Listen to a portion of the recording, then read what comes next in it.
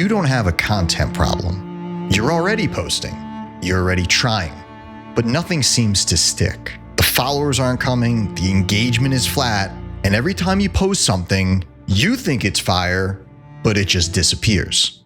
Here's what no one is telling you. It's not just about consistently posting more and more and more. It's about posting the right thing. And almost every producer out there is just going at this completely wrong. I'm going to show you exactly what that right thing is. And when I do, you're going to say, oh, that's almost too simple. Let me take you back to 3rd grade. When you're in 3rd grade and you see some kid and he walks on the playground, he's got a brand new Pokemon backpack. Something happens, something unbelievable happens where you're going to run up to that kid and you're going to say, hey, you like Pokemon? I like Pokemon. And you're going to have a connection. You saw something in him that you recognized in yourself. It's a real connection. It has nothing to do with being impressive or being cool. That is so much of the truth about branding. And that's exactly what's going to happen when someone discovers you as a producer. Maybe they catch your set. Maybe a friend sends them one of your songs. And the first thing they do every single time is they check you out. They're going to look you up. They're going to go to your Instagram, to your TikTok. And let me be clear. They're not looking for your mixtape. They're not looking for DAW tutorials or this cool thing you're doing with your sound design. They already like your music. They already know that part. What they're trying to figure out is who you are. They want to know if you're someone that they can connect with. Connection is everything with brand. And it's just like the kid with the Pokemon backpack. You connect over the shared interest because that's who you are. People want to follow an artist that they identify with. Someone whose journey you can be a part of. You know, if your page is just like reposts and memes and studio clips, you're just like, taking your camera phone and going like this against your Ableton, they can't answer the question of who is this, so they leave. The producers who build real audiences, they're not just making great music. They're giving people a reason to care and connect with them. And that starts with understanding what content is supposed to do, and that is all connection. Now, what most producers do when they start at this game is they're like, okay, let me look at what other DJ producers are doing and then try to copy it. I get it. It feels logical and they have followers and you want followers. You're saying, what do they do? And that's what I should do. And that's one of the biggest mistakes you can make. The first problem with following what other DJ producers are doing is they are terrible at this and they know it. Most producers that you're copying, they hate social media as much as you do, and they will admit that they suck at it. Sure, if you want to learn about EQ and mixing and mastering, that's what your favorite producers are really good at. Look, I teach a class every semester at Harvard, and I'll typically bring in a big producer to do a guest lecture. And last semester, I had James Hype come in, and look, he's really good at content. But even he was telling the students, I'm just a DJ, I'm just a producer. Don't look at me for content stuff. If you want to study content and branding, don't study DJs. Go study the masters at that, whether it's Gary Vee or Red Bull or Nike. DJs will tell you straight up, they have no idea what they're doing on social media. So when you're looking at them to copy and see what they're doing, you're not following a blueprint. You're following someone else's confusion. The second reason why it's an awful idea is you're following them at step 10 when you're at step 2. You see Zed posting his studio setup in a multi-million-dollar studio.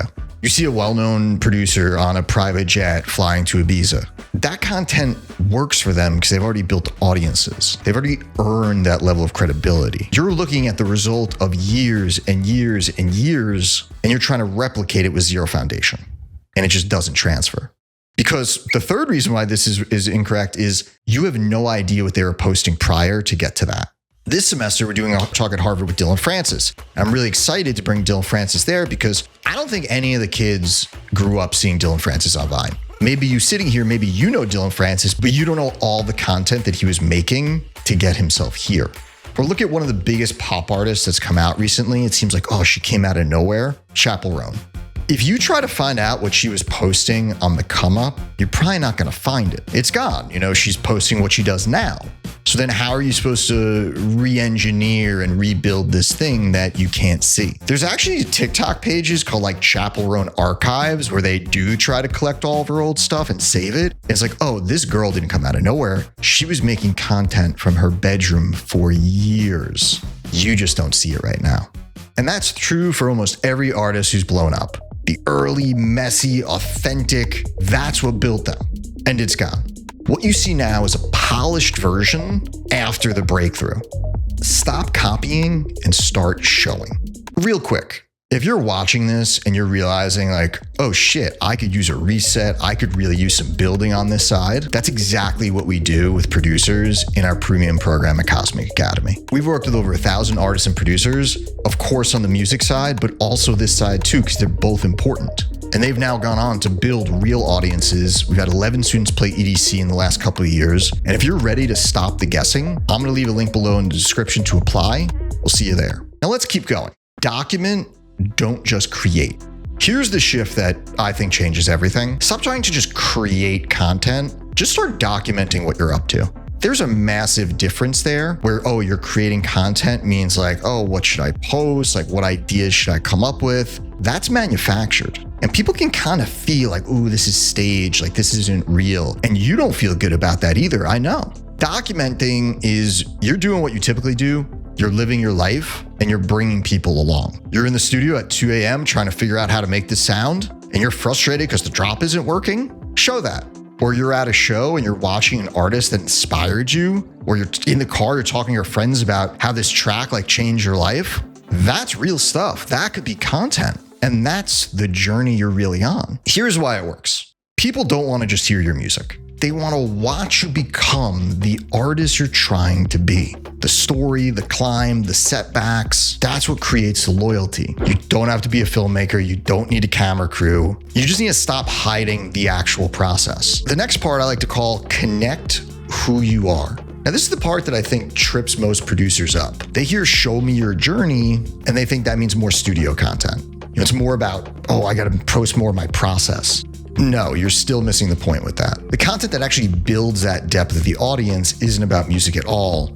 It's about you, your passions, your interests. It's the Pokemon backpack. Here's some examples from the real world. Diplo is one of the biggest DJ producers on the planet. And he was posting for a long time when he would like go to these shows and he wanted to work out. He would just like go for a run. Sometimes he would invite other people to go running with him. Now, years later, this one thing about him that has nothing to do with music has turned into a gigantic brand, Diplo's Run Club.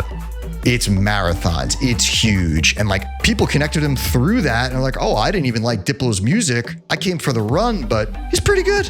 It's real. It's something that you can connect with. You now know what kind of person he is. If someone tells you they run marathons, you're like, I kind of know what kind of person this is. That's how you get to know people. I can look at some of my students. I have a student, Will, he goes by the name Worm, and he loves burritos. Like when I was working with Worm, I was like, hey man, what are you into? And he's like, oh, I eat Chipotle burritos like every day. I'm like, post about that. He's like, really? Like, what does that have to do with music? And I'm like, nothing, but that's who you are. So he starts making content about his love for burritos. Guess what? Fast forward a couple of years, he's now an official partner of Chipotle and he eats free burritos. I look at another successful student of mine, Nostalgics, kills it, main stage at EDC, Tomorrowland, all these great shows. She started posting about how much she loves exercise and her exercise journey. And just recently, she completed her first Spartan. It's one of those like crazy triathlon. It's like so long and so hard to do. And she completed it. And I looked at the comments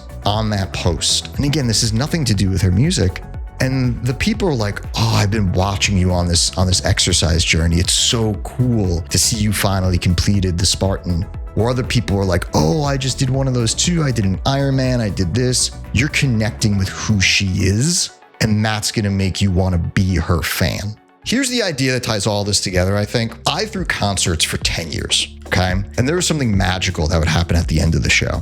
At the end of the show, sometimes there would be, a bunch of super fans waiting outside, wanting to get an autograph or take a selfie with the headliner. And I would watch this. And never would someone go up to the headliner and say, I just love your compression. You're the best at compression. They're not going to connect with you on that. What I've seen 1,000 times, literally, is someone go up to this DJ, go up to this headliner and be like, hey man, I saw you start a new workout. I'm doing the same workout. That's how they're going to connect with you.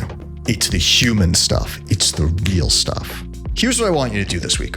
Sure, keep posting about your music. That's great. Post your music as much as you want, but try to document also what you're up to. Document who you are. You might say, oh, but I lived like this boring life. I always joke with my students, I love to do nothing. You might say that's boring, but I guarantee you if once a week I made a post on the Cosmic Academy page where I'm just sitting on the couch and it's like Nothing Tuesdays. And it's just me sitting there. You can see what I'm like daydreaming about. I'm like, the Star Wars sequels were not that great. The prequels I actually think were better at this point. You're like, hey, Justin sits on his couch and thinks about Star Wars. I do too. You want to let people into you, and the best way to do that, what do you like to do? What are your interests? Now, if you're sitting there and you're like, this is all great, Justin, but I really need help on the music. I need help on some of these other sides. I got you. I'm going to have the algorithm put up the next video that you should watch. We'll see you in that one.